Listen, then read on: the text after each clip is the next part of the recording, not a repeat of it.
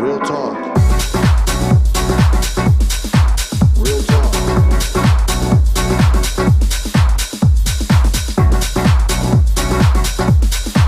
Real talk.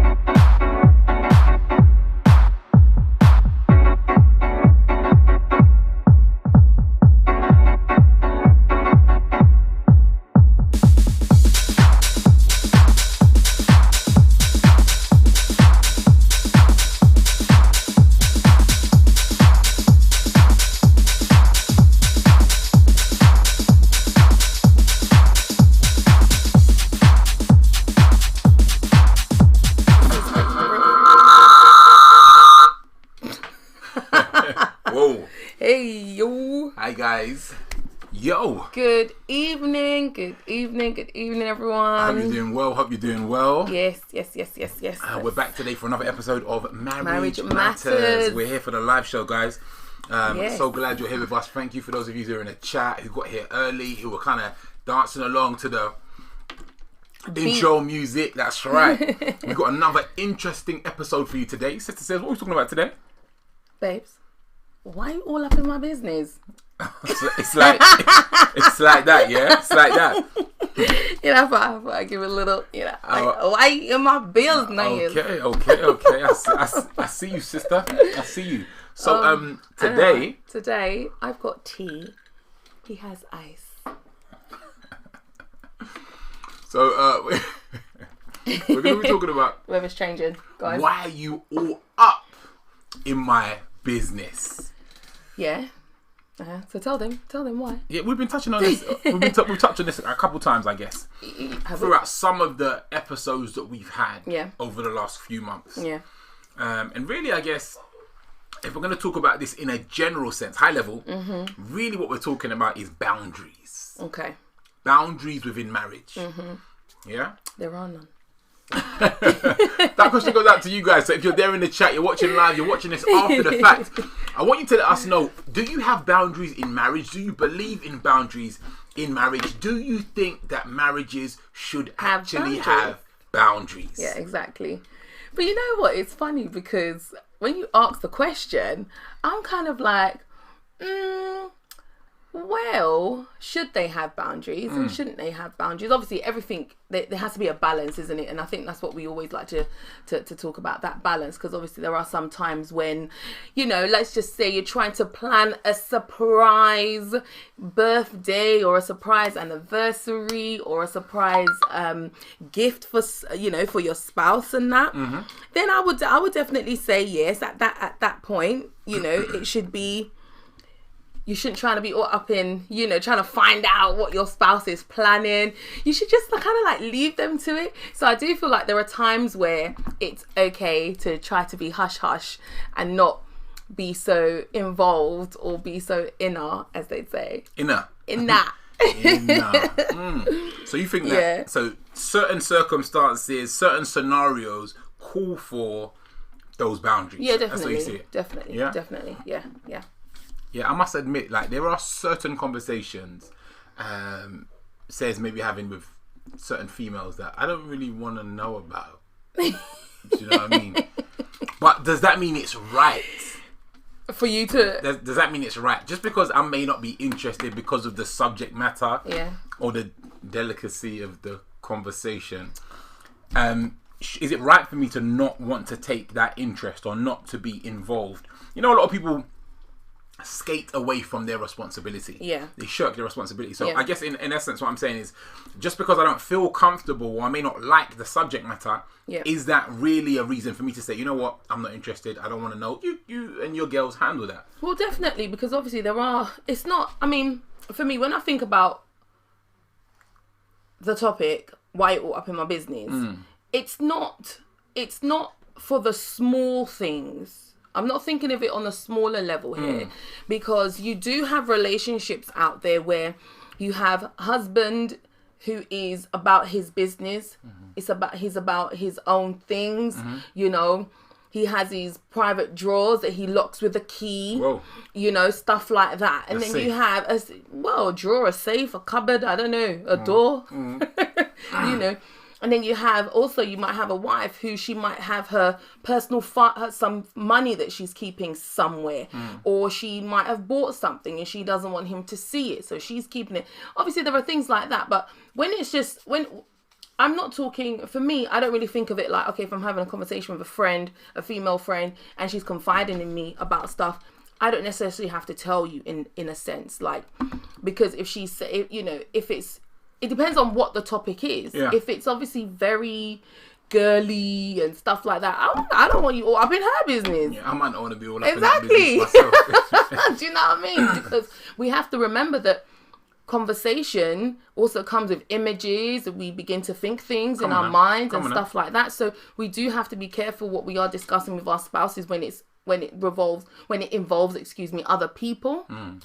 Obviously we do have, a lot of sessions where we're coaching people, or we're talking to people, we're counseling people, so people confide in us as a group, as a couple. We like to do that, but then obviously we do have our individuals when you're talking to another young man, or I'm talking to another female, and it's kind of like, we can kind of like give like a generic overview of the conversation, but not to kind of go deep depending on what we were talking about with the individuals. I think yes, absolutely, I agree with what you're saying, and I think really we're talking about.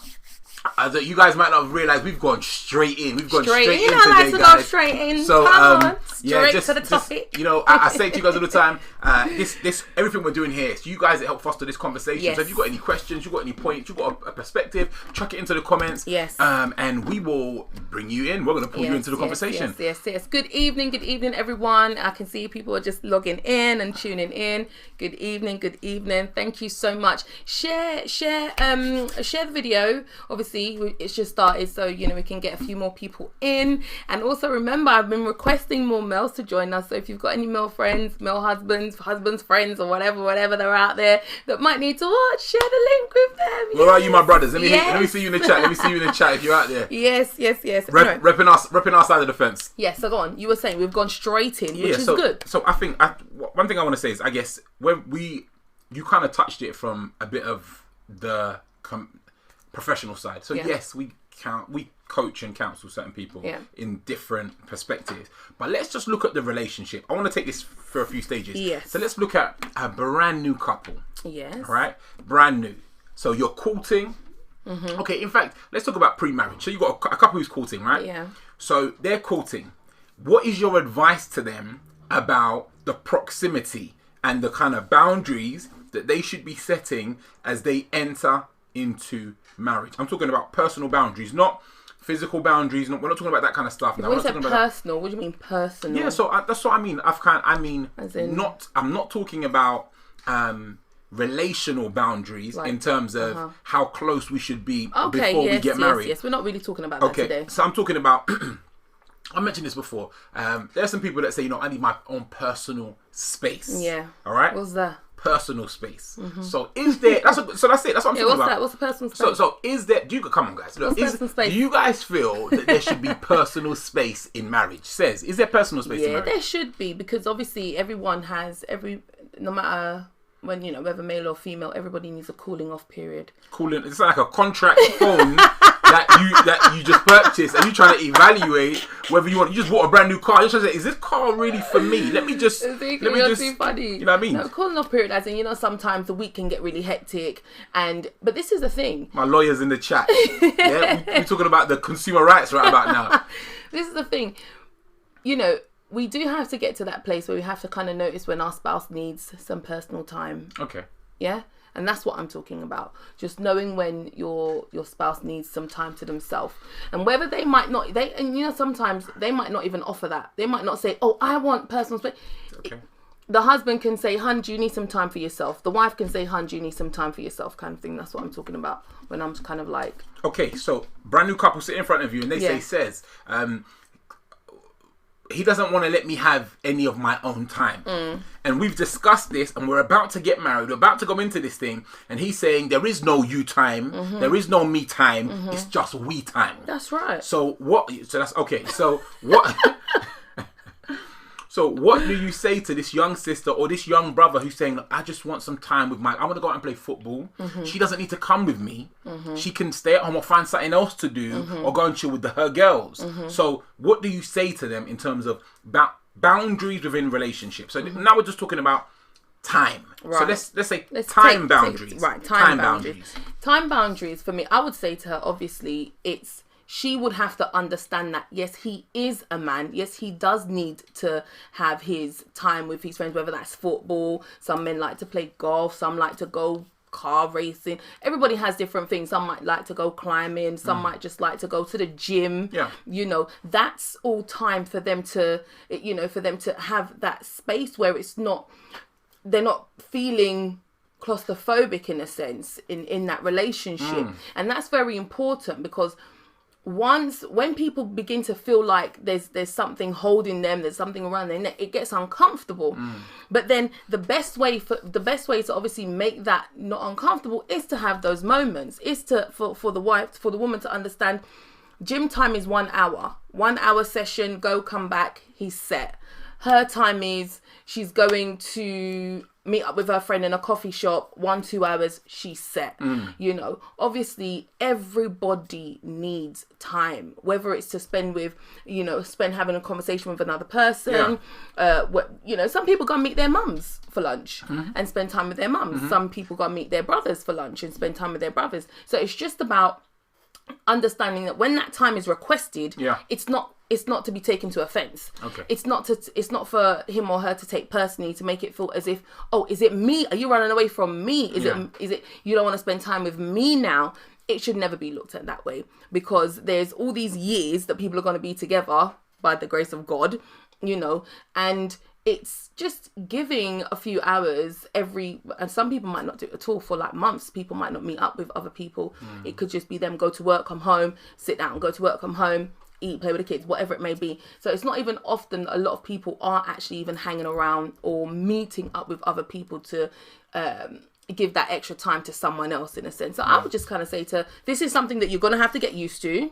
Okay, and it's not to say that, you know, oh, get used to it if he's going out for 5 hours, get used to it. No, but it's something that you both have to begin to discuss anyway.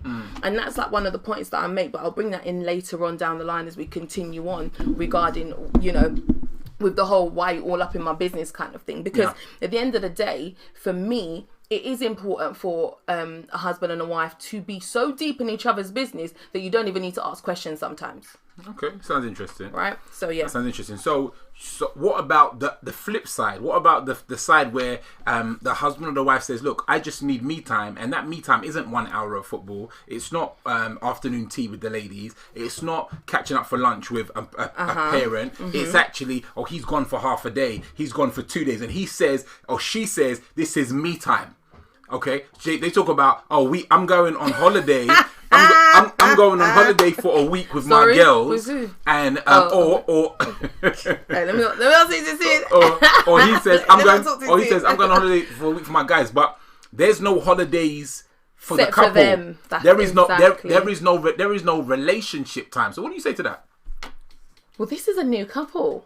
Right, you were asking about what this is, or is this now just like any particular relationship? I felt like you kind of dived over the fence. But what would you say to this new couple? Like, we're talking about kind of in the middle. But I feel like you kind of tipped it over that way. Okay. So you're talking about. It sounded like you're talking about a couple who was a little experienced. Okay. So that's why I took it that way. But this could be advice for a new couple. They're discussing things. Yeah. And he says, I believe every 6 months I have the right to go away for a week to 9 days. To a sunny country with my guys because I've been working hard for the last 6 months and I need some me time. But you know what? That for me, that just doesn't even sound right. Yeah, it doesn't even sound right. Because does it sound right to you guys? Come on. I can see the chat popping a bit, but does it sound right to you guys? I need to know. Tell me. It doesn't even sound right to me, because if a husband turns around and he's just like, oh, babes, you know what, 6 months, where it's July now, which is 7 months, July, I haven't had a break with my boys, blah, blah, blah. Oh, I'm going to Tenerife for 2 weeks. Tenor who? You better be reefing, honey. It sounds like someone has been reefing. Exactly. Do you know what I'm saying? I don't think that's right. Like, it should always be something like that. I mean, time with friends shouldn't be long like that. It shouldn't be long like that. If you're going away with different couples, I understand. You all go on holiday together. The guys can go off and do the activities, come back, and then you're back together again. But you know what? Some people are happy with that, though. This is the thing.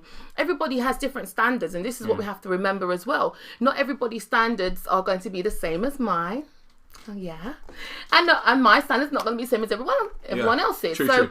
Some people are even coming from relationships where they've built that organism already. while they were dating, as they've known each other, while they were courting, whatever it may be, you know, oh, this is what me and my guys do. We've been doing this for the past 10 years and we're not breaking this culture, this culture that we have going on. Oh, me and my girls, we've been sparring every 6 months for the last 20 years. I don't know. Or we've been going on brunch every week. Like some people do have things that they've been doing prior to marriage. Of course. And they're not going to want to break that. We all exactly. do, And they're not going to want to break that. So it's about sitting down with each other, like we talk about all the time. And as you're doing your planning, as you're doing your get to knows, these things should be in there. So it shouldn't be a shock. Like, oh my gosh, what do you mean you're going away for 2 weeks? And then he's just like, oh, I've been doing this for the past 5 years. Why are you making this face? You know, it's not a shock. So people, when couples are getting together, all these things have to be spoken about. Excuse me, all these things have to be spoken about. That's why we... much, baby. No, it's perfect. It's like, I think of the chocolate. That's why, you know, we're always saying that getting to know each other is so important, because if a husband knows that his wife and certain friends have done certain things before they met, he has two options. He can either break that cycle, cultivate a new one, or he can allow it to continue. So that's the thing. I mean, people can either allow it to continue, allow these activities to continue, or they can say, you know what, I'm sorry, but... Activities. They can turn around and they can be like, you know what, I'm sorry, like, you know, that was a single life thing. And I think you have to, like, a man can turn around and say to his wife, look, that's what you did when you were single. Okay, you've been single right up until this point. Now I want you to change that. I want you to create a new habit, and that's not that's not what I want for you as my wife. I don't want you meeting up with your friends once a week, talking our business or talking your girly chat. I want he can turn around and say that. She can also turn around and be like, hun, you know what, I completely understand that, you know, you guys used to go away every 2 weeks come July, but you know, we're married now and you're a married man now, and we all, you know, and she can discuss that with her husband. But it's again, communication. What level of communication do these two people have? This will determine how some of these things actually play out. You raised some powerful points, and I think I want to know if you guys agree. What's your perspective? How do you see these things, guys? Feed into the comments. Yes. So I think I guess my core thought on this was the structure, the goals, the plan. What are your goals for marriage ultimately? And we talk about this all the time, and only because it's massively important. When we discussed how much is too much. So I think we were talking about in that episode, we were talking about changing, and do you change before, do you change after, how much of yourself do you give, how much of yourself can you change, like kind of courting period versus marriage period, all that kind of stuff. And I think these are key things that tie together. We really have to think about as we're going into marriage. Some of you may be married already, some of you may be married already, so you're already thinking about this from the perspective of our routines are already set. We've already begun this journey. We're well deep into this journey, 20, 30, 40 years, some 5, 6, 7 years. So it's different for some of us. But I think there needs to be this consideration. And I really feel as though the problem with the mindset of, you know, mind your own business or I need to be all up in your business is really a more self-centered approach. So hear this. So if I'm too focused on everything you have being mine, maybe I'm focusing too much on me. And if at the same time it's the reverse, so it's not like you tell me everything, but it's kind of like, hey, like, give me some space. Really, again, we're talking about I want more, all of me kind of thing. My priority is me, and I really feel as though, and you guys correct me if you think I'm wrong about this, but I really think the whole purpose of coming together in marriage is to find yourself in a space of a mature union. So what that means is we may start kind of miles apart, just like two strangers. But then as you go through the courting period, you kind of speak, you get to know each other, you come closer. Then as you become married, and the Holy Scriptures talk about, you know, two becoming one flesh. It talks about a man and a woman that leaving home and they go and join together. And this is one of the challenges. It doesn't talk about, you know, the man joining with his friends and them not going out, or the woman joining with her friends and going out. So there's this kind of this intrinsic, this kind of underlying internal union that is growing stronger and stronger as the relationship builds. Develops, basically, and as time goes by.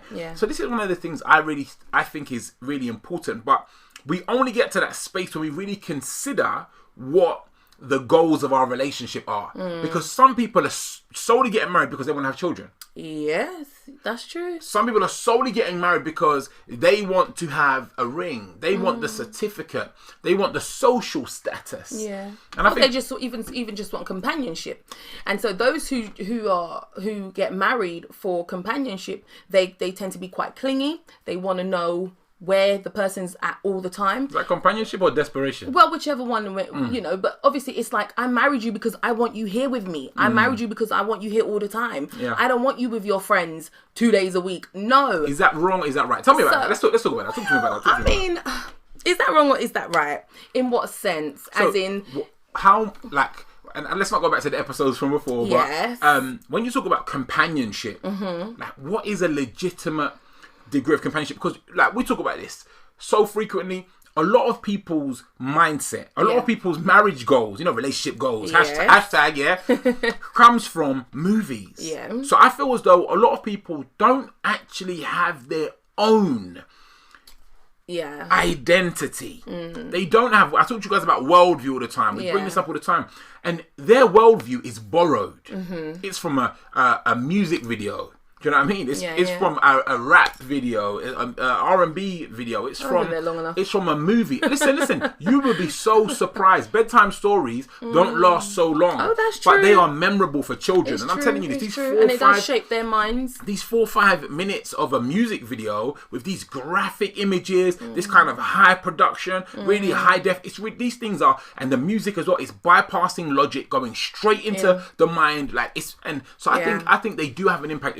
You say that in that way, but I think they really do impact people more than they know. Yeah. And you know what the funny thing is? Songs that when you think about songs that have been in relation to like marriage and being wifed up, they do. Because then you kind of take it on board, because it's kind of like, okay, well, this is what he's saying, and so he must be right. He's a musician. Like, do you know what I mean? These people know what they're talking about. Right. And obviously the feel-good factor and everything. Yeah, okay, true. I get what you're saying. Yeah, so I do feel as though a lot of people's worldview, a lot of people's perspective is borrowed. Yeah. It's not actually their own. And because of that, in essence, they're not really living out their full potential. I should be mindful how I kind of talk about that now. This ain't really the forum for that, but they're not really living out their reality. They're living out something else, is what I feel. So, I think really when tackling this kind of a scenario, we need to think about what are our legitimate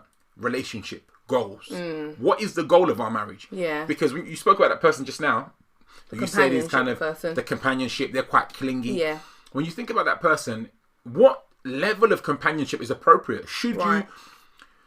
Is it okay for a husband to sleep away from home 3 or 4 nights a week? No. Now you say no, but... No. You say no. Unless he's a security guard and he has to. you say no, but I submit to you that some people will tell you that's okay. Yes, and like I said, that's fine. That's absolutely fine. You understand? Because everyone's standards is different. Yeah. And everyone's ideologies are different. Some women are probably more than happy. I guarantee you we will find, so if we did a survey, we would find some men and some women that are more than happy, willingly happy to have their husbands and wives sleep away from home 3 days a week. They might tell you, that's my me time. Exactly. So I'm sure there are people out there that don't have a problem with that. But is that right? Is that how it should be? That's when we have to answer realistically. And that's where I would answer no. And I think going back to the root of what your relationship is about. Yeah. What's the purpose of your relationship? Yeah. Why are you married? Okay? Like the fruits, like, let's put it this way. People have jobs or run businesses. Yeah. At the end of the month, they expect there to be income. Yes. They expect there to be a return on their labor. So my question is, for people who are in a relationship, just the same way you spend your time, let's say that you spend your time, so same way you spend your money, you're taking time and you're you're investing it into a job or into a business, I feel like relationships are the same. Yeah, of course. You spend time with a person. Yes. You invest your energy, your time, your emotions, your intellect, your promise with an individual. Yeah. So all of those things, husband to wife, wife to husband, if we're making such an investment, is it wrong to expect a return on your investment? No, it's not wrong. It's not wrong. No, because it's the same thing, isn't it? When you put money in the bank and the bank says, oh, you have 0.2% interest on this account. Yeah. At the end of the year, you expect your 0.2% interest to be given there. Even if it's a 2p, even if it's £200. The little interest, The little interest, you expect it. See, but so for me, it's the same thing.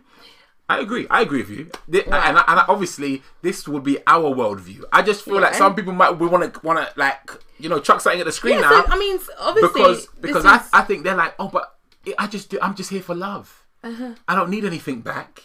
It's just I'm just outputting love, and I don't expect anything back at all. So what do we say to that person? Well, that's fine for them, isn't it? Listen, I don't think it's fine for you. Sister says it's fine for you. I don't think it's fine for you. I think we need to evaluate our goals. If I'm investing time, and even if I'm outputting all of this love, and I'm not saying love me back because I love you. I'm not saying that. Yeah. But what I am saying is the return on investment should be evident. Everything we do, everything we sow into gives a return of something. Yeah. We spoke about toxic relationships previously. Yes. All right. So we understand that there are some people putting time into a relationship and they're not getting value back. They're not being loved. They're not being cared for. They're not growing. They're not developing.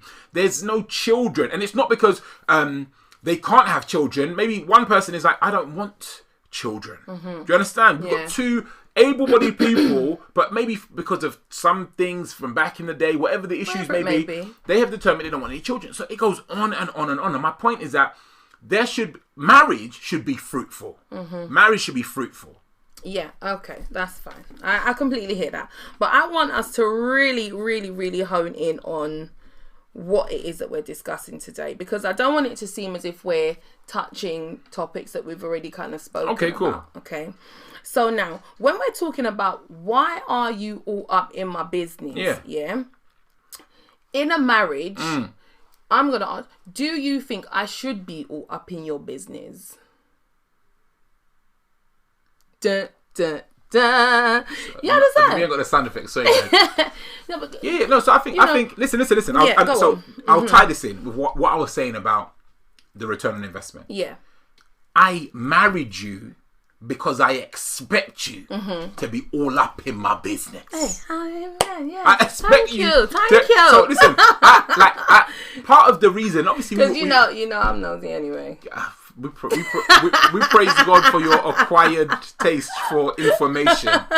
What was I going to say? So obviously we were young when we got together. Yeah. However, I felt as though, aside from all of the other things that were going on in the background at the time, but I felt as though we were compatible in the sense that coming together, we would benefit each other going forward. Okay, yeah. So it wasn't just that, okay, I thought you were cute and all those kind of things, and I like the way your voice sounds, that kind of stuff, and I like your swag. It was more than that. Yeah. So I think, and maybe I'm going to the end before the beginning, but I think it's important to have a view of your partner. Hence, you expect them to be in your business. Yeah. Do you understand? When I'm looking at you at the beginning, I'm like, okay, you know what? Because of the characteristics and the mannerisms she's got, i.e., let me say something like, you've always been a very conversational. It's okay, it's a safe zone. You've always been very conversational. Yeah. So because of that, and knowing that early days, that's not really my thing. Yeah. I can talk. Sarah seems to think we're talkers. If you haven't seen our intro video, go and watch our intro video. You understand the inside joke. But obviously, the reality is you've always been very conversational. So obviously, I felt that complimented me, and in the sense that I knew that the conversational aspect of our relationship would never go stale. Okay. Because when you're tired, you can chat. When you ain't tired, you can chat. You know, I'm being serious with you. It's like, and listen, hear this, guys. Maybe on my part as a young man, this was me being lazy. But I was like, I knew we would always have room for conversation. Now, I guess maybe I can talk like, about certain subjects and keep things popping. Things going. Do you know what I'm saying? Definitely. And so I praise God that now me too. I've matured in that aspect and we complement each other all the more. Yeah. But this is what I'm saying. So I expect you to be up in my business. I know people are probably thinking about, let's go to this is what they want to hear about. Should you be up in my phone?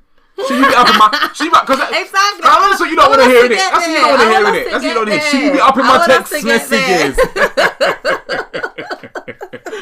So... I want us to get it because I want to talk about, should I be there with your money saying?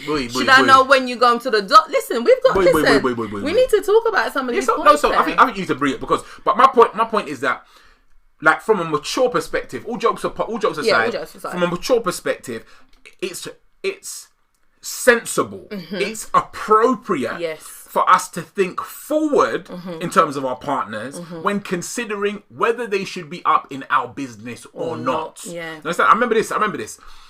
We were serving in a small church. This was some years back. And we were serving in a small church some years back. And there was a visiting... there were some people that visited the church basically, and there was a young lady who visited. And these times, I believe I was armor bearer to the prophet at the time. We were serving in the church, and this young lady, she might be a little bit older than me actually. I think she said we had a conversation outside. I remember it quite vividly. We're outside, you were inside. We were talking, and I don't generally give my number, but I took her number basically. So she gave me a... So I took her number. We at church, people. Answer. So then I took her number. So then I think on the way home I mentioned it to Sarah. So we were driving back, and I think we had Grace these times. Yeah. So we were driving home. So I said to Sarah, so we got her number. She said she wanted to discuss a few things. We agreed to have a call later on tonight. Hey. So I told Sarah, and you know what happened? Yeah. So that evening, you don't remember? No. That evening, I called her. And I can't remember what we were discussing. There was something going on. She was having some kind of scenario. She wanted to discuss it. So, just me. Okay, yeah, I'll take your number. I'll help you. So I was younger then, Nice you know they say young and dumb. So maybe just trying to be helpful in it. So took her number. Yeah. And in the evening, I called her. We just be together. Me and you, we just be together. So I called her. We were sitting next to each other. I'm just calling her. These are the times we had that video call. This is when 3G first brought out video calling. Oh, wow. So I called her on the phone. Yeah. And she was like, oh yeah, she's got 3G too. You were sitting next to me. And she weren't dressed too appropriate. Oh, yeah. And then Sister Sarah was like, what? Like, she kind of nudged me, sort of, look, that call got closed real quick. And then after that, I never called her back. Shut down. I never called her back. And little victory dance. Say what? You're too much. So obviously, if she went up in my bed, imagine I was like, yeah, I'm gonna take the call next door. Imagine. I'm gonna take this call next door. And you know the funniest thing? Now, let me, like, in my defense, the lights were kind of dim where she was. Yeah. And, that was nonsense. And I couldn't really see, like, you could see her face, and I couldn't really see. It was like an odd scenario, really. Maybe now, I guess I would approach it a lot more differently. Yeah. But as well, so we would have lost signal really quickly on that call. Nah, I ain't even trying to defend her. Sorry, go on, carry on. Yeah. So obviously, it was kind of dim. She weren't dressed too appropriately. I think there was a lot of flesh basically showing. And then Sayers kind of gave me a signal, and I disconnected the call real quick. And this is my point. Sometimes we talk about be up in my business. Mm-hmm. There are defensive mechanisms that our partners are able to contribute towards our development. Look, that could have caused high five for that, babe. That could have caused problems in our relationship. Definitely. That could have caused problems for me personally. Do you know what I'm saying? I could have been inviting things in. You don't be seeing certain things while you're asleep, late at night, just before you go to bed and those kind of stuff. So there's a lot of stuff. And so this is one of the main factors. Yes. Okay? Yes. Okay, so let me let you go now, because I know you want to talk about the juice that the guys want to hear about. Right. So, okay. So now, obviously, one of the biggest things in relationships is always money. Yeah, come on. Okay, it's always money. One of the major causes for divorces, for breakups. Yes. It's money. Mm-hmm. Now, obviously, we've spoken to couples who just as like joint account. What's that? Yeah. Are you alright? What do you mean? The word J with the word account. You mean the word joint with money at the end, not even joint account. Some people find that like super weird. Now, there's that. There's what's your take on joint accounts? Let us know, exactly, guys. If you think we should do a video on money and in relationships, money in marriage, let us know. Right. So obviously for me. Comments box, so live stream. Sorry. Obviously for me, that is a big thing. And sometimes I just, sometimes it's always like, where do you balance the whole money issue in relationships? Because not every relationship is gonna endure the distance. So people always tend to, not always, but majority of people always have the philosophy of, when it comes to money, you don't need to know everything I've got, because if this relationship was to part ways, I want to take what I've been putting away with me without you knowing what I've been putting away. And then obviously there's a spending factor. Should we be all up in each other's business when it comes to spending? Should I be asking my husband, "Hun, what's that new Amazon box coming through the post? What's in there?" Or should he be asking me, "Wait, didn't you just go to Marks and Spencer's last week? Why are you back with Marks and Spencer's bag again this week?" Sister. Stuff like that. Because it's really important for us to not just think, okay, it's just money. Money comes, money goes. That's right. It's important for people to begin to have a relationship with their spouse, and a good relationship with money. Because obviously, if someone, oh my gosh. Take it down. Yeah, because some relationships have broken down because of debt. One person has gone off on a splashing cruise, blown all the credit cards, and at the end of the day, they need to pay all these things. If at the time, the person who wasn't doing the spending stopped and said, "Hun, what are you spending? Can I see the credit card statement?" Because all up in your business isn't just, "Oh, I had a text come through. Let me see what this is." Or, "Oh, I thought you said you were going with your friend. Where did you go?" Not that. No, we're not talking about that kind of all up in your business. Okay, we're talking about all up in your business that can save marriage. We're talking about all up in your business that can help bring greater results and help you to live a more fulfilled life. That's right. This is what we're talking about here tonight.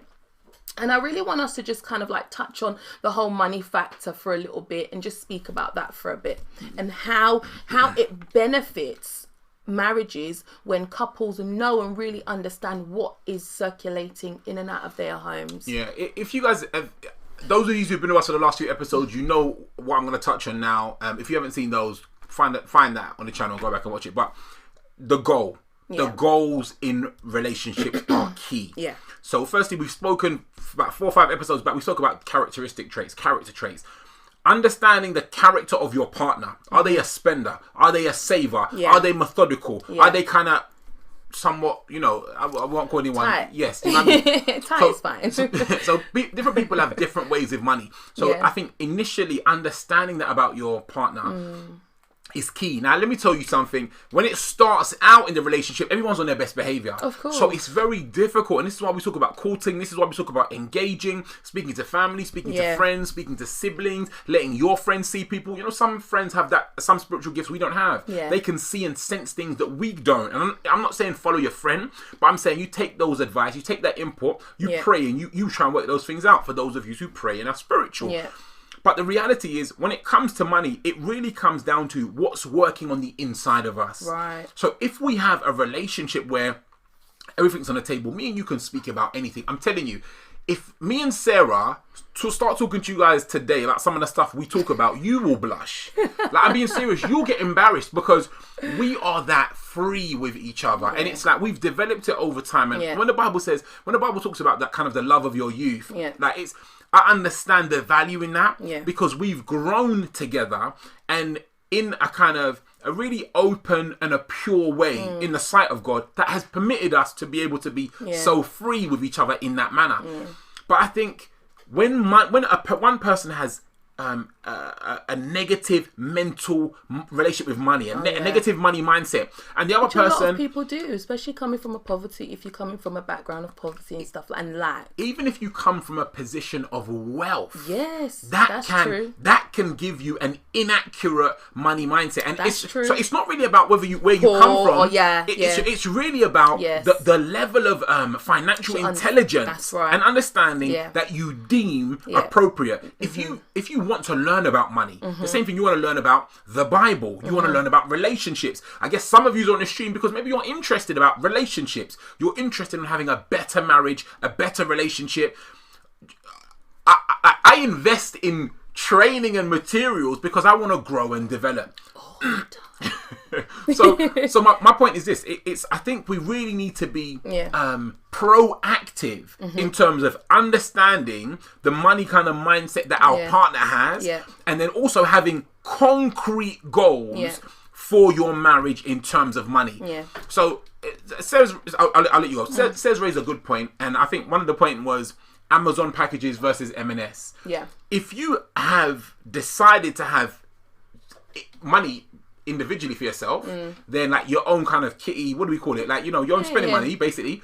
Then essentially, you can do what you want to do with that. But if you're But that's like a joint understanding. It's not just like, oh, I've been paid and £500 has disappeared somewhere. Come on now, no, you're talking. It's hun, we've been paid. Take your 10%, put to your kitty. I take my 10%, put to my kitty. That's what we're talking about. Not just like shoving money from your wages and stuff like that. Not from the bill account. Yeah, to put into your thing. You got an account, and it's worse. Right. It's worse in a situation where you don't have a money plan and everything comes out of one account, and you've got just the one account. And instead of the bills to be coming out, the mortgage or the rent to be coming out, you got money going out for a car payment now. Or I just bought a new car, baby, and it's going to be X amount of hundreds a month. So it's like those kind of things. Not negotiated, not spoken about, not discussed. The car just shows up. You need to be all up in each other's business in terms of that. Definitely. Definitely. That's my view on that, I guess, really. Definitely. No, I was just going to say, because they're like, oh, love language. People have money languages too. Absolutely. Listen. People have money languages. I just kind of thought of that. That's very true. Like, listen. You only need to spend an hour, like a few hours with somebody, hearing their conversation, and what you're talking about, that kind of money mindset, that money language becomes very evident. You understand if they value money, they don't value money. You understand if they've got a respect for money or no respect for money. You can tell from conversing with someone if they have a good relationship with money, and in turn have some money, or have a bad relationship with money and have no money. Some people might not like that, but these are the realities. There are people who are poor, broke, and they are able to generate something, substance from that position. And it's all about the mindset that they have towards money, wealth, and wealth creation. Great. We get that, yeah? Yes. Because I wrote down here for richer or poorer, Come on now. In a sense. And when we made those vows, that's kind of saying, no matter what, I need to know what's going on. That because it doesn't matter what's happening. I need to know everything about you, because at the end of the day, we grow up in families, and families tend to think they know everything. A lot of you probably think, I know everything about my sister. I know everything about my brother. Yeah. My mum sat down and told me her whole life history. Oh, I know everything about my mum. But do you really? And it's a similar, and it's that mindset that we take into marriage. Oh, I grew up with my sister, so I know everything about her. I live with my husband. So I know everything about him. When really, unless you're asking questions, unless you're communicating, unless you're really, I wrote down here, getting deep with each other, you're not really going to know everything about that person. And can you ever really know something about everybody? That person? Exactly. I don't think you can. And that's why it's a continuous journey getting to know, I agree. spouse. I agree. The reality is because the real me and the real you is the person in our heart. It's not the person that we verbalize. It's not the person that we dress up to be. It's the person that's in our heart. And that's why it's a continual process of hearing what comes out of the heart, seeing what comes out of the heart, for us to understand what's really good. I was in a book today, and the guy in the book said, what did he say? He goes, the knowledge you had of 5 years ago is not the knowledge that you require for today, basically. Right. And essentially he was basically saying your valuable knowledge of last 5 years is garbage today. Just think about how quickly technology advances. Yes, Think about things like exactly. that. And maybe you knew the way to navigate around certain social media platforms. I'm not going to plug no one right now. Obviously, or maybe even this platform. We're on YouTube now. If you know the way this platform worked 10 years ago, it looks different today. It's not the same today. So it's different. So unless you have a specific... Take your time, babe. Take your time. Thank you, honey. Thank you. Unless you've determined a strategy to know more and more about your spouse every year, every month, it doesn't happen automatically. It does not happen on autopilot. So we need to be getting into the business. Yeah. Okay. So just on the topic of money, what would you say to couples that are experiencing the whole, why are you looking at my bank statement? Why did you not ask me before you could spend, I don't know, £20 or something? Like, what would you say to couples who are experiencing this, why you all up in my money right now?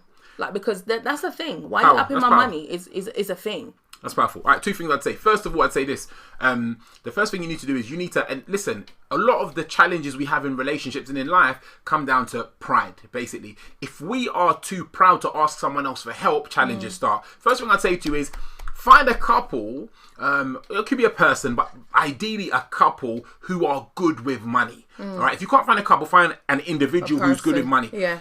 And then ask them for some guidance on how to manage your money. Listen, you can only improve by getting advice from someone else who does something successful. Right. So identify someone, and if you like, it doesn't even have to be someone you know. Ideally, it's someone you can interact with and throw things back and forward from. But it could be a book. You could pay someone for training, for a course. You can find someone and start to engage with them. That's the first thing I'd say to them. Find somebody. The second thing is you need to develop a structure, a money plan, a money system for your relationship. Yes. Because if someone is saying if partner A is saying to partner B, look, why are you spending that money? Or why are you withdrawing the money from that account? Or who told you that you can have access to that? Maybe because one person earns more than the other person, or because one person manages the money of the other, whatever it might be. The sole issue there is no structure. So once you've got, like, you need to lay down some laws, and it's not something that one person does and says, this is what we're going to do. Yes, exactly. You need to do it together. Remembering, for those of you who are believing, coming out from the household of faith, you're part of the God Life family, you guys are remembering that the way that God Almighty has instructed us is that there is one driver, okay? One driver. We spoke about this, was it last episode? There's a head, you know what I mean? So there's one person. So you have to remember that even though you're coming to this agreement together, you have agreed amidst the two of you that one person is leading and the other person is the supporting partner, okay? Lovely. Does that make sense? Yeah, great. It makes lots of sense. Now, my other one for why you're all up in my business is friend circles. You know what? I had something like that down as well. Go on, tell me. Tell me. No. I was just gonna say that's another thing in marriage that I personally believe really needs to be dealt with a lot of times for those who are courting, those of you that are not yet married, understanding that your friend circle is it's important. It does help to cultivate how your marriage is actually going to turn out.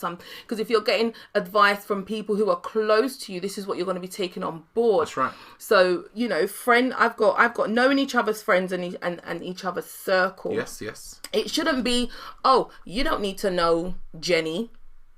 Do you know what I'm saying? Or you don't need to meet Tom. Yeah.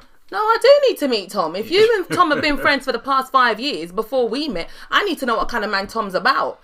What do you guys think about that? Do you think it's important? I need to know who your bestie is. Come on, I need you guys. I mean, seriously, come on, guys, come on. I need you guys to flames up the chat for us today. Because friends make or break. I asked you this question on the stream previously. I remember. So, would you drop your best friend? We're gonna have a stream coming up in the future, talking about who's leading your marriage, basically who's feeding into your marriage, who's your counsel. But what I want to talk to you guys about right now, this question is: would you drop your best friend or a close friend for your spouse? Come on. Do you think that's right or appropriate? Let me get you guys' view on that. Please let us know. Yeah, so, I just kind of wanted us to touch on that aspect because, as funny as the topic sounds, it's very serious. It's a very serious topic because for me, when I was thinking about, points that I wanted us to discuss, and when I thought about the friendship aspect of things, should a wife know the main support network of their spouse? Absolutely. I feel as though we spoke about this when talking about finding your life partner. That was probably the last stream we spoke about, and I think we've touched on this a few times, and it's really about learning to, in the very early stages where this is possible, you need to know who their friends are. You need to know the kind of environment that they engage in. You need to kind of know what they're about, and you can't really know that by going to the cinema, going out for dinner, having loads of one-on-one interaction, and not getting close to their circle of influence, or getting real deep into their friend zone. Basically, it's really important. I think you need to access their private circle. Otherwise, if you don't do that, you don't really know who you're dealing with. That's right. You don't really know who you're dealing with. That's such a good point, because I was thinking to myself, there are probably relationships that have broken down because a man has a female friend that he's known for a very long time, but then he meets this new woman that he marries, and she doesn't understand that relationship. She doesn't understand that relationship is just a friendship that's been going on for so many years. Yeah. And then that can now begin to cause problems. However, if you took time to get to know these people, you would know that your husband's circle consists of certain males and certain females that are just his friends that he's had for so long, and same likewise for the woman. So again, and the reason why I bring this up is because some of these issues cause problems, but then they can be these problems can be what's the word I'm looking for? Can be resolved quickly just by being all up in his business and knowing his friend circle. So listen, hear this. So this guy, he's got a friend, he's got a female friend. They've been friends for ages. This is a touchy subject. This is a touchy subject. And they have cultivated a practice, just as friends, to text, into late hours of the night. And because what did we hear the other day? Because she's got the man them, what is it? The man them vibes or whatever. Because she's got man them vibes. They can talk about anything as well. They're free to kind of converse. So I genuinely feel... But there's a level though. There's levels. Tell me. Because I think it's intimidating. You know what? Levels, realistically, guys. I think people are intimidated. Like, let's be real. And that's what I was going to say. There's insecurity issues that creep in on this particular subject. We're talking about friendship. But however, if your friends are really your friends, when you get married... they should know that there are boundaries that they do not cross. So if a man has a female friend that he's known for so long, and when he was single, they're both talking till 12 midnight, 1 a.m., they're hanging out, whatever. When they get married, the friend... I mean, I can't talk for people, but this is what you would just expect people to have respect. You would expect the respect, You hear that? Yeah. You expect the respect. Jeez. And bread. Anyway, so you would expect for the person to understand, okay, this man has now matured. There's a new sheriff in town. And she needs to be respected. So I can call him from morning till 8 p.m. But I can't call him from 8 p.m. till 1 a.m. like that, But obviously, if the wife or the husband has gotten to know this other person, it's kind of like that the friend will want to respect the wife or the husband because they know by the grace of God, and they all begin to have a relationship. It's like your friends, I can call my friends. Absolutely. My friends, you can call your friends. Absolutely. You can, if one of my friends was to call you, one of my certain friends was to call you, I am not gonna have a problem with it. I'm gonna be like, oh, is she alright? You'll be like, yeah, she's cool. She wanted something about computer or whatever, but I don't know, whatever, maybe, I don't know, some techie She don't know. I don't know. It's just computer stuff. It's just computer stuff. And it's not me being all airheaded, like, oh, what did she want? Oh, okay. Do you know what I'm saying? No, I know you. I know her. Do you know what I'm saying? So, but it's one of those things where people, when it comes to their friends, it's like, this is my friend. Let me keep my friends here. Yeah. This is his friends. Let me keep his friends here. It's an insecurity issue because it's like, oh, if I bring my friends in, are my friends going to be checking looking on my man. Yeah. So there's all of that stuff. But again, that's a whole nother topic, guys. I was going to say. A whole nother topic, you know. But you know what? I want us to dive into the chat right now and see what our wonderful viewers, our support network have been saying. So let's go, babes. Let's go. Get your phone out. So, guys, remember, we asked a few questions. Joint account, no joint account. What's your opinion on account? Or is it single till single forever and ever account? You know, there was that. There was also, what did you ask? Would you dump your best friend for your partner or something like that? Right. Big time. Hi, guys. I really hope you're all still here. Hi, guys. Kat Johnson says, hey, Kat. Hey. Stelz, evening. Oh, good evening. Stelz. Good to see you on the stream today. Amia Zabo says yes and no. That was for very earlier on. We was talking about... Oh, come on. You were talking about that. What was I talking about? Anyway, Ami says yes and no. Boundaries. Oh, here we go. She says boundaries are good, boundaries, but we shouldn't have too many boundaries in marriage. Thank you, Ami. I like that. Do you guys agree? Kat Johnson, go. I think it also depends on the company when your partner goes away. That's right. We were talking about just jetting off to Tenerife and every 6 months for me time, personal time. Exactly. Stelz says, sleep away from home. My friend. Who are you sleeping with while you're sleeping away from home? Says LOL, no. Thank you, Stelz. You know what I'm saying? Sister says agrees with that 100. Vicky M says, no, it's not okay for him to sleep out of the home unless it's work related. Thank you, security guards. These lot are cool. Like we're down for that. But if you got office job, you ain't got no reason. The office closed at 5 o'clock. You bring yourself. Listen, we're gonna have to bring this back later because honestly, like sometimes you know when you make it like it's a work related thing. You know, some things be work related that ain't work related. It's true. All right.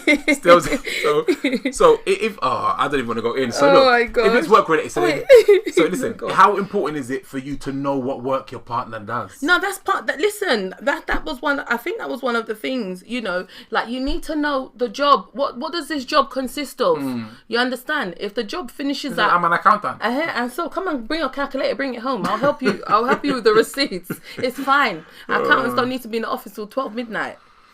Stelz says that, my friend, is an open marriage. Have me time in the living room. Exactly. Come on, Stelz. See, that's what I'm talking about now. We together in this. Yes, at Kat Johnson. Stelz says if the economy crashes, interest isn't getting paid at the end of the month. Yeah, that's true. That's very true. That's a good point. And my thing is, the way that relates to a relationship is quite deep. I think. Go. You go. Talk to me. No. Go on. You were going to. I should go. You want to go? Yeah, no. I'm just collecting my thoughts. The point is, I think that we always just need to think about investment and return. Yeah. If the market crashes and there is no interest paid, remember that's kind of like an outlier. It's not your typical scenario. In a typical scenario, you know, when I'm investing in my relationship, when you're investing in your relationships, we should be observing ourselves even to see if we are giving the return in the relationship that we are expected to be given. Basically, that's a great point. Yeah, I like that. I like when you put that. Stelz. She said, don't do anything with the expectation of getting anything back in return. Leave the door open for disappointment. That's a powerful statement. Painful at the same time. No. There was a wise man. I heard him say, expect nothing but appreciate everything. Yeah. And I changed the phrase a little bit from my own kind of worldview. And I was like, from God. Yeah. Oh, no, sorry. I prefaced it with man. With man, expect nothing but appreciate everything. But we've got it slightly different, and it's like that because we set ourselves up for a failure. That's such a good point. And if my happiness, my joy is banking on you getting me the right birthday present, making me dinner, you know, cooking my chicken, weighing my macros, and making sure I get the right amount of all that hard work. Yeah, so obviously I won't be fulfilled because I'm putting on Sarah's demands that maybe she's not keen to even fulfill. So that's such a great point, Stelz. Thank you so much. Kat Johnson, 3 or 4 nights to do what? Frank O says joint accounts are a good thing for marriage couples. Yes, I totally agree. Come on now. Yeah, she also says transparency is key. We need that. And we need that. Definitely. Okay. Kat Johnson says, my girl was trying to do mood lighting, mate. Oh, You know what it is? It's funny, I remembered it. You know, I was so... Listen. I don't know, at that time. You know what I actually did? The lights were so dark here, where we lived. Yeah, the I kitchen, remember that now. The kitchen lights were so bright, and I got up and walked to the kitchen thinking that the light would get brighter, but it was still dark in the kitchen. And then you came back and sat down and I clocked certain things. Yeah, weren't right. That was funny. T-Can, don't think joint accounts are so necessary, but know the big incomings and outgoings. If I want to buy a 50p bar of chocolate, it doesn't need to be announced in the family newsletter. LOL. That's a great point. And I think no. I think listen. I think it's a great point. And the emphasis there is flexibility. Flexibility. Right. Yeah, of course. I think if you've got in different relationships with different people operate differently, you don't need to announce your 20p chocolate, you're right. Yeah. And even certain purchases may not need to be promoted, but the fact of the matter is, do we have an order and a structure? If you've got, like we said before, if you've got designated spending, you've got it's like, you know, there are certain things guys might want to buy, certain things ladies might want to buy. Like, do we need to be announcing, I bought this, I bought that? Not necessarily, but we should have a good structure. But at the same time, that 50p here, £3 sandwich there, £5 drink at the bar there, adds up at the end of the week. Starting to see the frugality of my wife now. You see Okay. it, yeah? So I appreciate that. No, but it does. I appreciate you for it. And thank you. But T-Can, it does add up at the end of the week, and that's why it's not to be like, oh, I'm announcing that I'm buying something and but it's to be accountable for your spending. And it helps because let's just say two people get together and someone's money language is buy. You're gonna want a joint account with that person because you're gonna want a joint account with that person because you might have X amount of money and you're trying to do certain things, but then this person has a spending mentality. Yeah. And then every time you as a family want to do something, you're £2,000 short. You're £400 short. Why? Because this person's spending. And that's the beauty, I think, again, of, understanding that when when it comes to money, you shouldn't feel like, oh, I'm buying something small, so why does my spouse needs to know? There might not, unless you got Monzo and it's like, cha-ching, it's like, sorry, money coming out of, some people don't even know when money's coming out. It's only when they sit down to, let's say, not everybody even does this, look at the bank statement to see what's been taken out and to do their tally ups and stuff like that. But a lot of the times people don't even really, as long as there's money to pay the bills, as long as there's money in the account when it's time to go food shopping, some people are just like, it doesn't matter. I was going to say to you, I personally wouldn't want a joint account with that person who spends. I would want to have, I would want to have the kind of, I would want to know what's going on. I would want to have a perspective, a purview of the account. But if you're trying to change that person, if you're trying to change that spouse, help that person, if you're trying to help, develop that mature, exactly. Then you've got you need that kind of transparency. Exactly. I agree, and they need that accountability. I agree. Because it's just like, oh, you just seen that I just spent £25 again. And it's just like, well, honey, what did you buy with that £25? It's just been responsible because some people do have childish mentality, childlike spending habits. Yeah. Not that children spend, but they kind of call it childlike spending habits. So yeah. Thank you, T-Cam. That was powerful. Good point. Vicky M says, I think joint accounts are good and show transparency, and separate accounts too are good. Both are necessary. True. Definitely. True. I think that's something we practice. That's what we practice. Maybe on a stream we'll talk about that. And I think it's that, like these things are basically the method, okay? The method in which we do them. I think the key is, as long as you've got this kind of high level structure, you've got this high level concept of what it means to manage the money, how we're going to manage the money, you can do it. Like the mechanism can look like many different things, but it's really the idea. Sarah's talking here about having that mature spending mindset. And I think if you've got that mature spending mindset, you can use individual accounts. You maybe don't even need a joint account. But for some of us have got issues with sharing. Let's just be real. So for in that situation, we need a joint account. It helps. And even that in itself is kind of like, okay, I'm revealing my income to you. I'm sharing it with you. That's a challenge for a lot of people in itself. And as well, it's not to say, oh, you're just going to apply for a credit. No, you have a joint account. And let me just quietly go and apply for a credit card. And then, no, you need to know. Like, ask yourself, if you're married right now, do you know how many credit cards your partner has? And how many of those credit cards have been agreed on?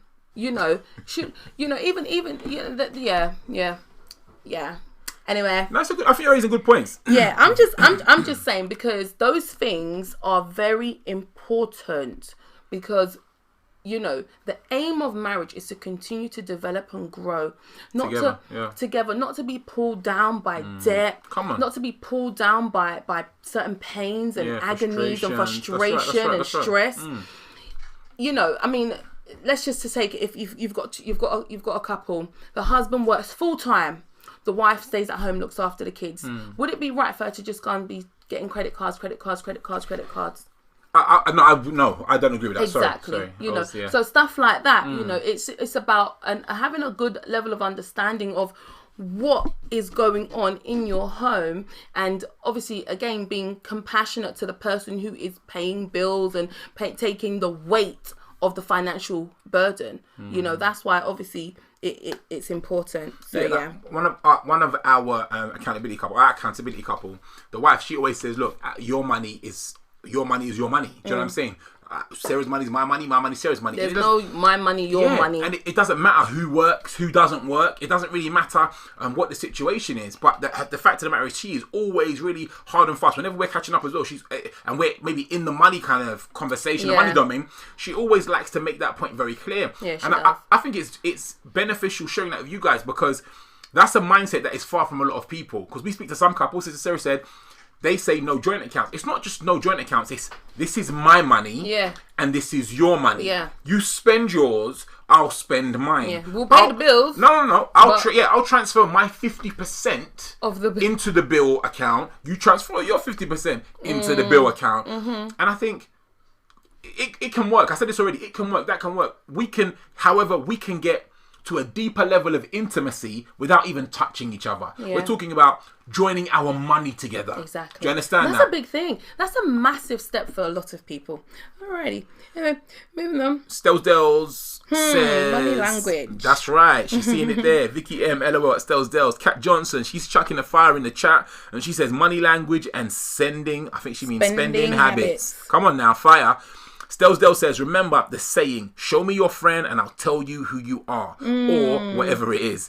Bring them out. Jenny and Tom, we want to meet you. That's wonderful. I love that. I really do love that. And this is so key. I think one of the major things for me is this. We spoke about a guy having this female friend, and you were highlighting the fact that the female friend should have some respect and boundaries for the new sheriff in town. Yes. My thing is, it's not always about the friends of the opposite gender.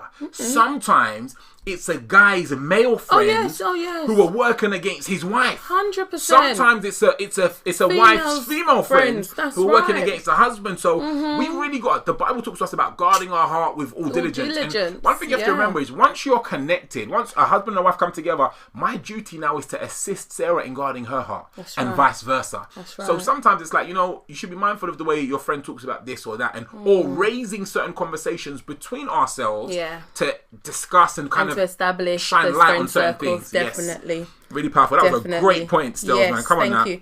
Frankie says, yes, I will drop my best friend. Come on now. That's real. That's real. I want to know if is your partner in the chat? Is that why you're talking like that? All brashing that, yeah? And if your partner's not in the chat, partner, I hope you know what Frankie said. Yeah, that's keeping it real. T-Can says, dropping friends should be an issue. You've served your purpose in my life. Thanks and good night. I think T-Can says shouldn't be an issue. Wow. That's powerful. That's powerful. And I guess I like that.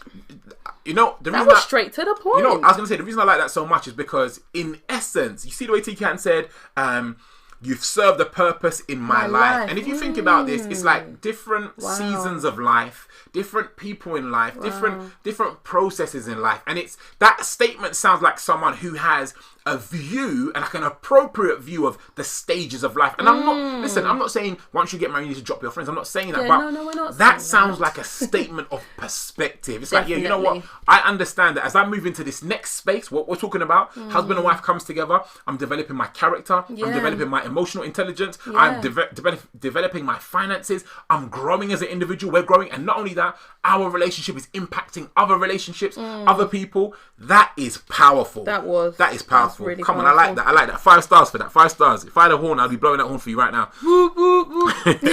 T-Can says, knowing the friend circle is so important. I mean, for me, I really think that is such a big thing. It man. is. It is. All up in your business, knowing your friends. So, yes. Come I on now. love it. Let's go. Ooh, Z. Hey, girl. Go on, babe. You can be like. He says, I dropped a friend for a guy and she was mad and didn't understand my reasons. She later met someone and the same complaint. My partner saw in her were the same points of charge her new man wanted. Boy. So, and I think you've got to make... It's funny that's what Z said, because I was gonna say, how would the friends feel if you just okay, I'm married now, bye. Obviously, it's not gonna be that deep, or that blatant, you know. But yeah, but that's you want T-Can say. Good night. That's good insight.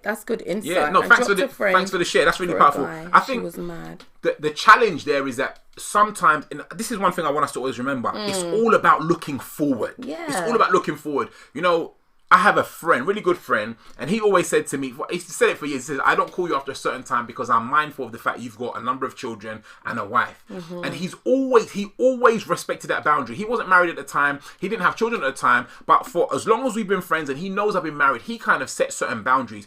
What he was doing was thinking forward and being considerate of me in place of himself. And I've referenced the Bible a few times today, but the Bible tells us, it says, do unto others as you want them to do unto you. And I think it's really, really important for us to be mindful of that as a kind of, or rather, I shouldn't have said that. What I said, the Bible says, love your neighbor as you love yourself. That's what I meant to say to you. And part of doing that, part of kind of enacting that is understanding what it means to love me. So respecting your friend, they get into a relationship, their partner has said to them, I think you should kind of step back from that relationship. It might be hurtful, as you said. Yeah. It might be painful. It's raw emotional. But if you really love your friend and you really feel that this is the husband or the wife of that friend, out of respect and love for your friend, you would be understanding. Yeah, of course. You begin to take steps back. And the funny thing about this is now, you see the reality. So they step forward and now they find themselves in a similar situation. And this is the realities of life. And sometimes when we make those sacrifices willingly, it helps us to receive those realities when we enter into those situations in the future. But again, you know, obviously we spoke about this earlier, where people get their relationship philosophies from things like that. That's right. You know, when we watch movies, we see wives get together with their single friends over some wine and some Chinese, and they're in.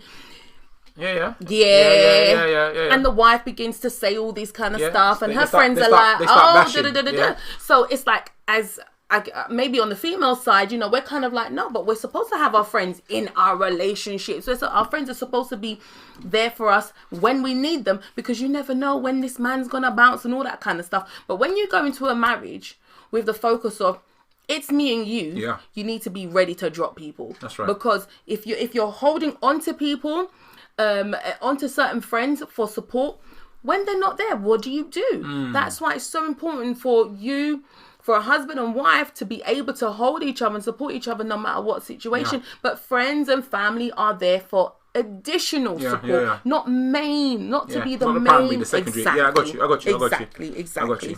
That's Let's rich. read on. Wonderful comment. Thank you so much for that, Z. you. We appreciate you. TK says, man them vibes. Hidden agenda. Much. Only want him to relate to you, right?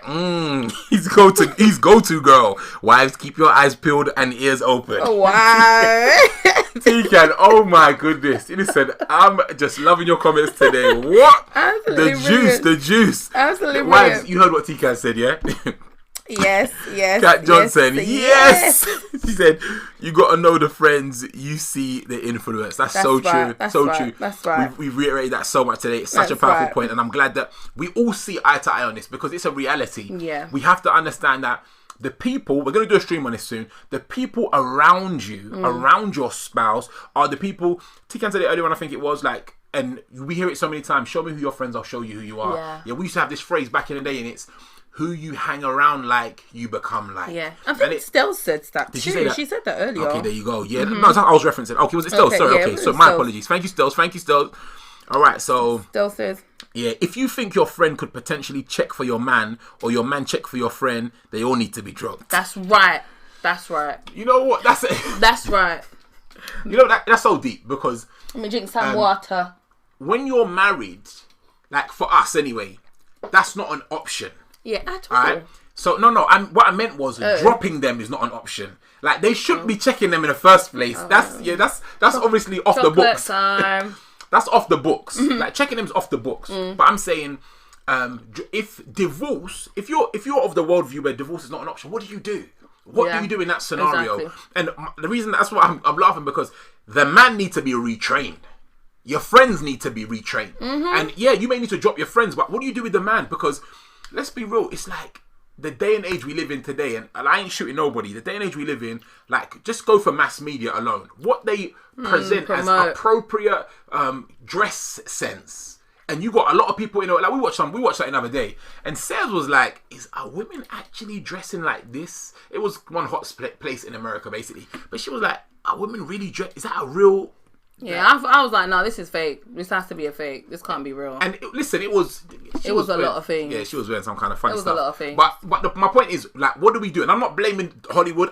It's the man's fault. It's the friend's fault, 100%. But what do we do in a situation where it's difficult to kind of break off? Yeah. You know what I mean, imagine you're 20 years invested and nothing ain't happened, but he's checking for her or she's checking for him. Like, what do you do at that point in time? You're gonna just dash that 20 years away.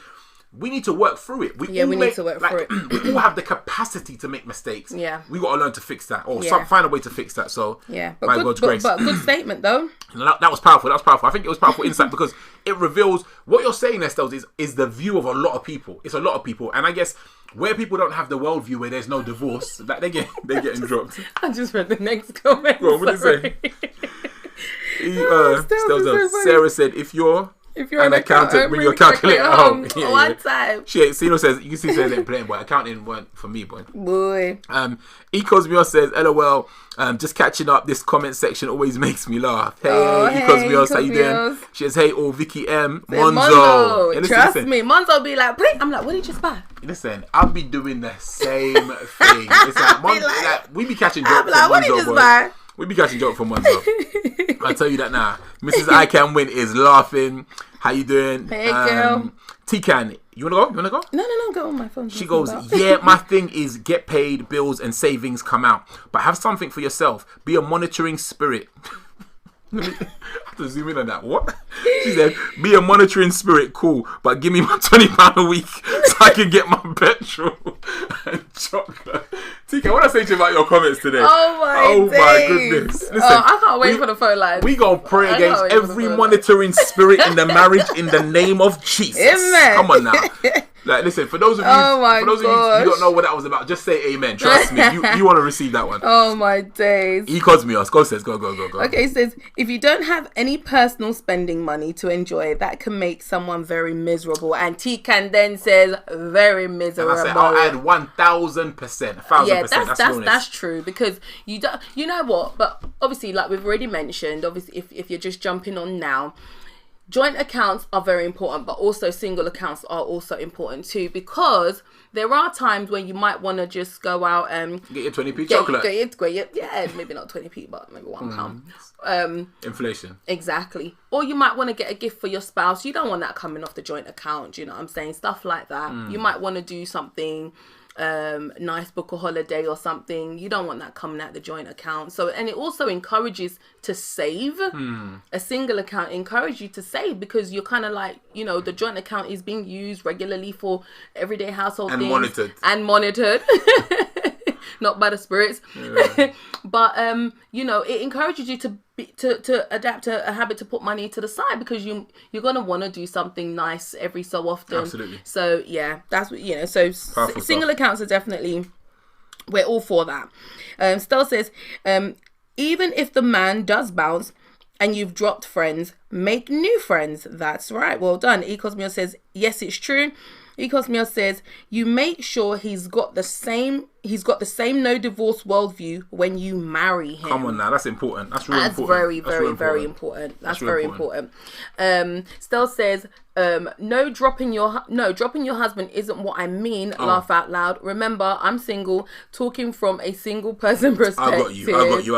Okay, so you were talking about the dating, that courting environment where you're kind of like, okay, they checking each other, they looked. Okay, I hear that. Yeah. That's true. Like, yes. So I'm just trying to think now. Yes, indeed. I would be on my guard, especially if at those early stages where you're still trying to qualify someone and they disqualifying themselves. Yeah, they're disqualified. That's deep. Yeah, If we're definitely. talking, that's not the 20 years in when marriage were locked in. Absolutely. Thank you, Stels, for clarifying that. That's real good. That's real good. Ecosmia says, single till you married. Come on. Amen. I see that. Stell says, it was Sarah's point about why are you hiding your friends? Do you think she'll check for your husband? I got you. Right, I got you. Thank you so much. Frankie, agree on an amount of spending you both want and save the rest together. You can go far together financially. Everything should be discussed before you take it on.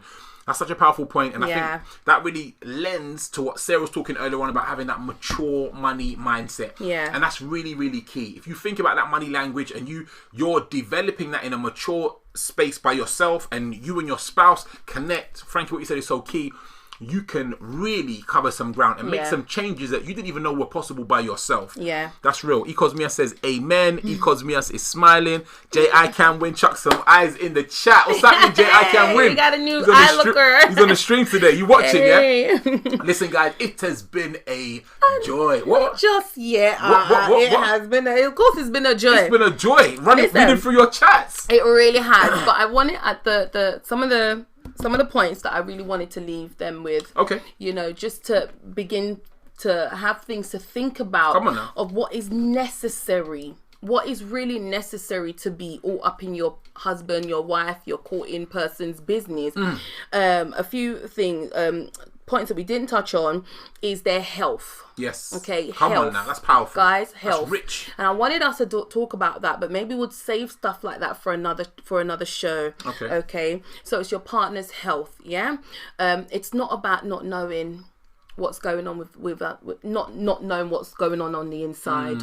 Up here, last show we spoke about mental health. Yeah. Okay. That's very important. And you know, for me, that's a big thing. I need to know. I heard that knee click, honey. You okay? What's going on? What's going on with your knee? Blah blah blah blah. You know, or you hear your husband or your wife breathing a bit heavier. All the just little things. Asking questions. Be aware. Because I have heard stories of, you know, a couple, you know, a spouse passing away months before. Months after their spouse found out that they had this health issue, and that cannot be easy to take on. Real. Okay, so it's about encouraging each other not to hide stuff, especially when it comes to health, because health is a big thing in marriage, and it's probably something that is not spoken about a lot. You're right. People overlook it. Yeah, he goes gym. Yeah, okay. Oh, she runs with her friends or whatever. But that's not deep enough. Yeah, we have to go deeper into that. Family issues from the past.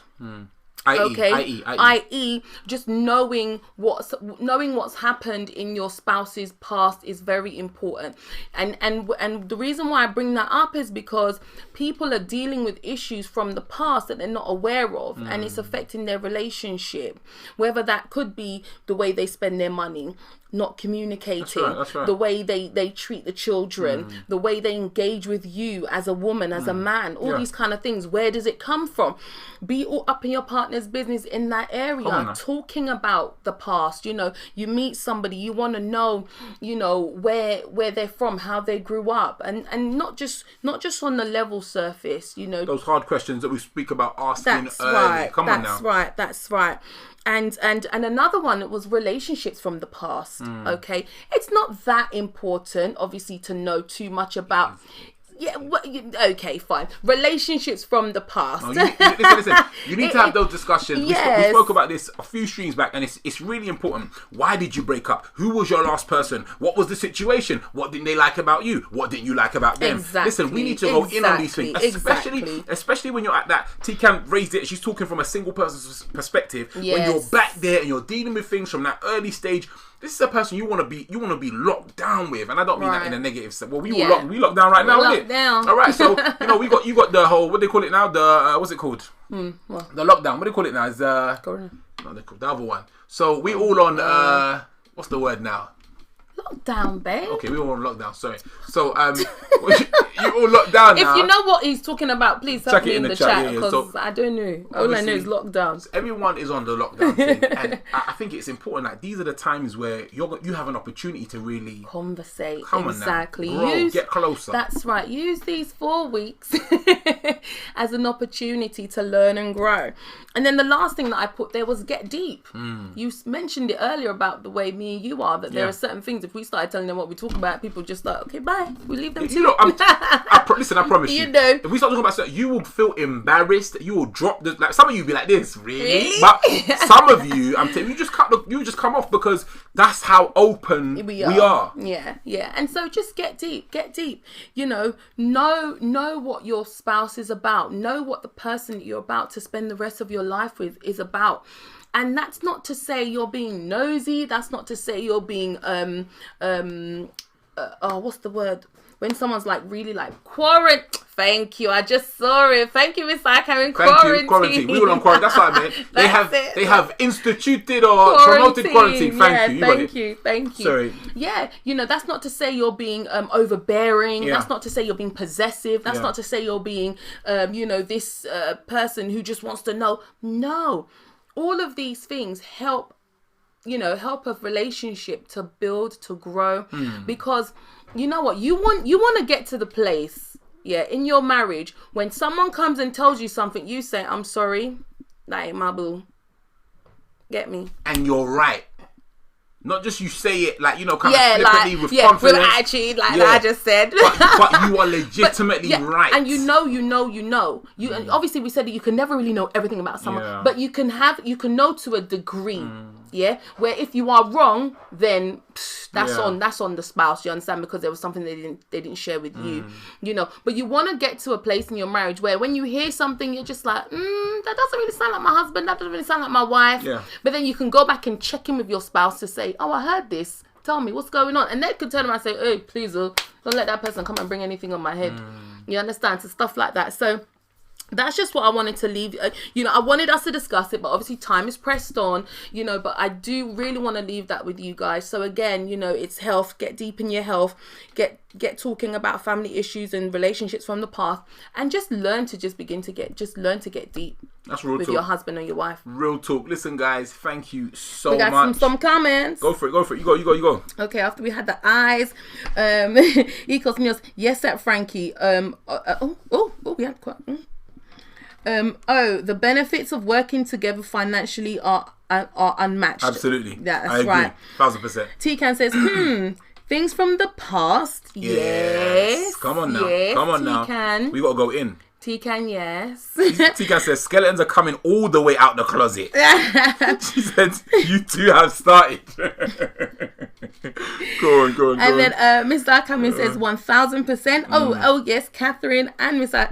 Kat and I Can Win says quarantine. Thank you, ladies. Thank you. Stel says some people need to brace themselves for the realness. 100%. That's right. And then Frankie says, when you marry, you become one. So there is no such thing as overbearing. I love that. I love that. Like, listen, so much fodder for more streams. If Yes. there's anything you don't want us to talk about, any topics you guys want to hear about, maybe questions you guys have got even for us, just chuck it down in the comments, inbox us. Don't be a stranger. Don't be shy. Yes. We are here because we believe in the strength, the power, and God's vision for marriage. Whether you're a believer, a Christian, or you're not, we believe that God has a destiny and a design for successful marriage. Right. That's been mapped out. That's why we're here. So guys, right. please, I need to hear what you guys have got to say. Thank you so much for lighting up the chat today. Your comments are valuable. Your contributions are wonderfully useful. Yes, we got one more coming in. Says from Frankie. He says, things fall apart when you live together but go on like a single person looking for privacy. No such thing. And that's what we just have to continue to remember. When you're married, there's no such thing as privacy. If you're in that space, if you are married and you do feel like, no, I should have my privacy, no, I should have time to myself and all that kind of stuff, there's still growth, there's still room for growth, and for you, for you to begin to understand that in your relationship. So yes, thank you. Yeah. And I was gonna say, I'd say like in that situation that Sarah just described. So you're in a relationship, you're in marriage, you're like, I want privacy. I need my privacy. I think what's important is to evaluate or maybe reevaluate, why did you get married in the first place? We did a stream on that, didn't we? Yeah. Maybe go back and check that stream. Why are you married? If you begin to think about why you're married, what's the purpose of marriage, that may help in kind of maturing or assisting your understanding and perspective of that privacy in marriage, basically. Yes. So, over to you. We good? Yeah. We good. Come on, guys. Listen. Ain't my co-host so cute? Ain't she cute looking? Come on now. Ain't she beautiful? Come on, guys. Well, thank you, honey. All right, so once again, thank you so much. Yes, thank you so much, guys. Listen, if you haven't subscribed to this channel already, please subscribe. Continue to support us. You know how YouTube be. Subscribe, like, share, the whole thing. It helps us with the algorithm. It does help us. And if this has benefited you, and you know someone who it will benefit, share it with them. Encourage them to watch it. Even if you have time, maybe send them a clip or something and say, yeah, I learned something today. Share it with them. I Can Win says, pow. Miss I Can Win says, Zeke is going in. Wow, thank you, honey. Yes, so please, guys, we just love on you guys so much. Without you guys here with us in the chats, just keeping us going, the conversation it'll still be juicy, but y'all make it better. Listen, we be doing this, yeah. So when the camera goes off, we can sit here and be talking for about another hour. So, but yes, thank you so much for sharing this time with us. It's been a blessing and a joy. It really has. We'll be back. We'll see you guys for another Marriage Matters stream in a fortnight. If prayer is your thing, catch us on Facebook. Yes, God Life Today, on Facebook. Wednesdays, around about 8 p.m. We pray on there. And if you're looking for a word, you want to hear a word, Saturdays, there's a stream on Saturdays after 12. On this channel and on Facebook as well. That's right. So come on, guys. Thank you. Share this video. Yes. Let other people, other marriages grow stronger via communication and conversation. We love you guys loads. We'll catch you later. God bless you guys. Have a great week. Bye.